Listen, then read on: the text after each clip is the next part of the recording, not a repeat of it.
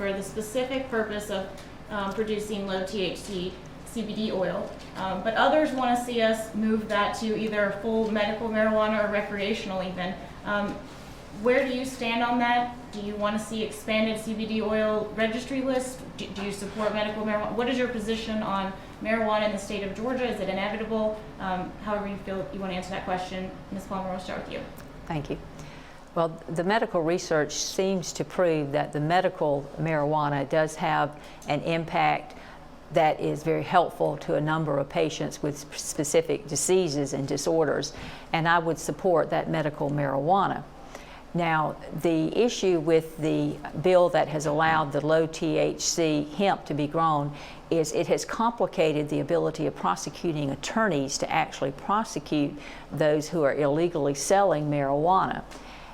There are issues with the testing, with the concentration of the THC, and so until we can get this straightened out about the testing procedures, which have got to be developed and have got to be made at a rate of cost that the prosecuting attorneys across the state can actually have the money from their operating budgets through their authorities to do this testing, we're quite right now in a little bit of a dilemma on this THC thing. So I think we need to perhaps take a step back and look at getting it right. Now, I'm fine with that the medical use of the marijuana under those strict guidelines, and I think we have passed legislation that handles that.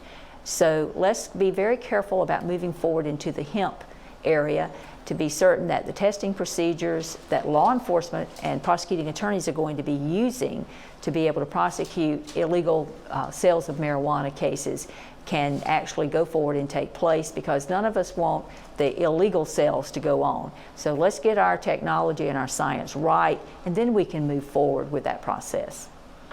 Thank you. Mr. Hickman? Yes, ma'am, thank you. Well, it's my understanding that Governor Kemp has just recently appointed a commissioner to study this and go forward with it. Personally, I take every night a hemp extract.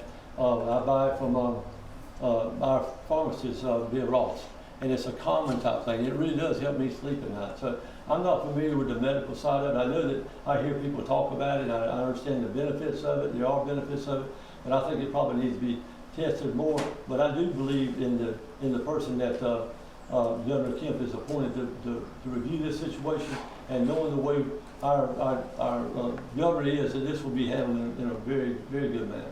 Thank you. Thank you. Dr. Wilkie?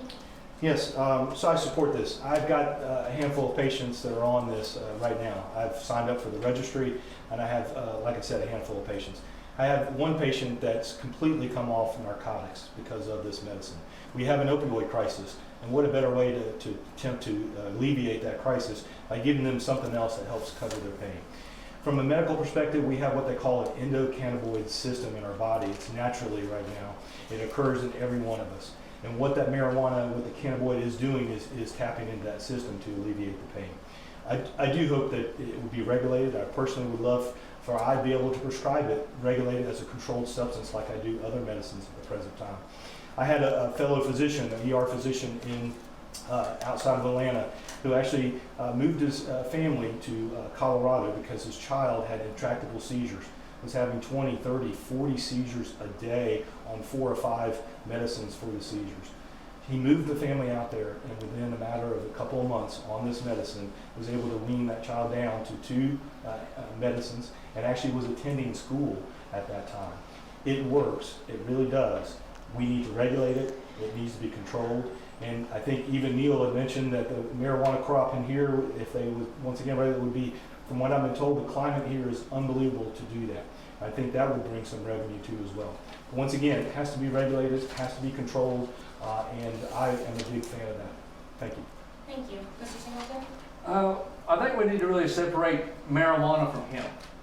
And for one, they look similar in the plants, but one has flowers, one doesn't.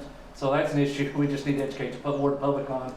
But I am 100% for expanding hemp crops, and I want to do it now.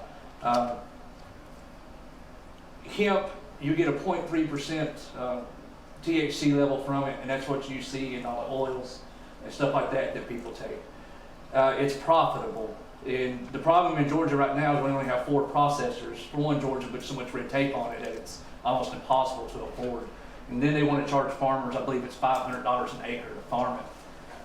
That's another thing we need to get rid of is if we're going to do a right to farm, let the farmers who want to farm it. Let the processors who can process it safely and up to a certain standard process it.